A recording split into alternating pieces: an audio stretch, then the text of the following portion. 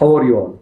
We wish you are maintaining inner calm and peace through this crisis. If you looked at history, history is an incredible teacher for all of us.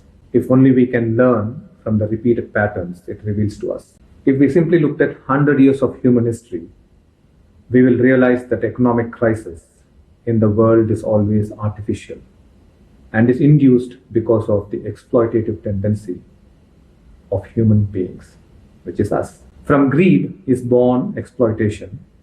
From exploitation arises economic depression. To come out of economic depression, the more powerful nation unfortunately takes recourse to war over the weaker nations. As we all know, war further creates divide. The richer nations become richer and the poorer nations become poorer. Well, this brings us to the important question: what is greed?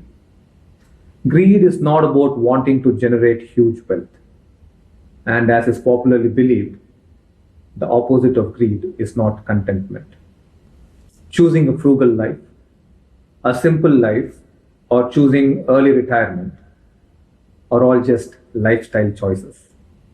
It is not that you have become free of greed.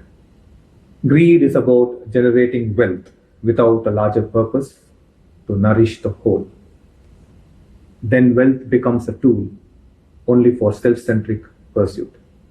It is no more a means for creating symbiotic growth. Wealth that is generated with the purpose of serving a larger purpose is always sacred. Such wealth serves the larger whole, your organization, nation, or the earth itself.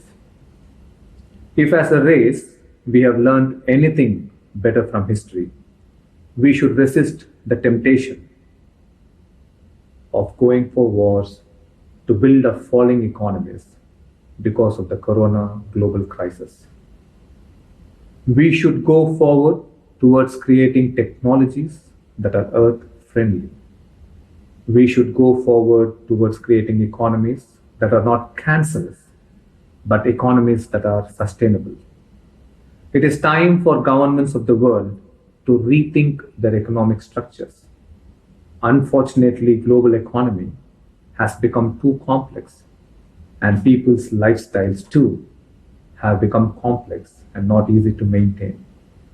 It is time we simplify.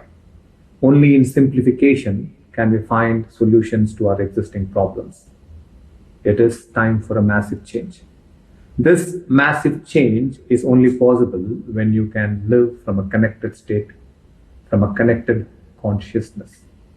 That is why it is important to understand that we have to feel connected so that we will not take the route of going for wars to revive our economies.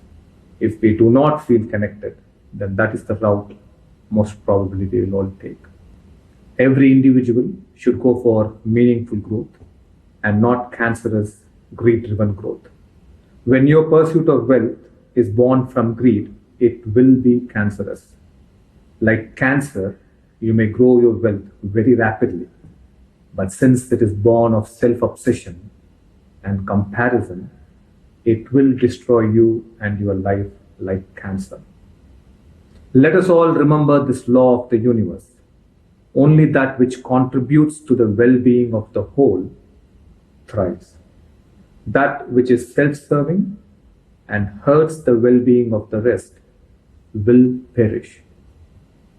The shift from exploitation to symbiosis must happen in our consciousness. It must happen at every level, and most importantly, at the family level too. It must happen in the way we serve and the way we receive from our loved ones.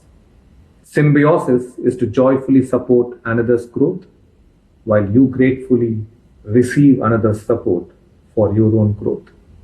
You live in this realization of the interdependence and mutual well-being. Please take some time as an individual and reflect authentically. Have you been exploitative of anyone in your life? Has it been important for you to receive help gratefully and serve others' growth joyfully?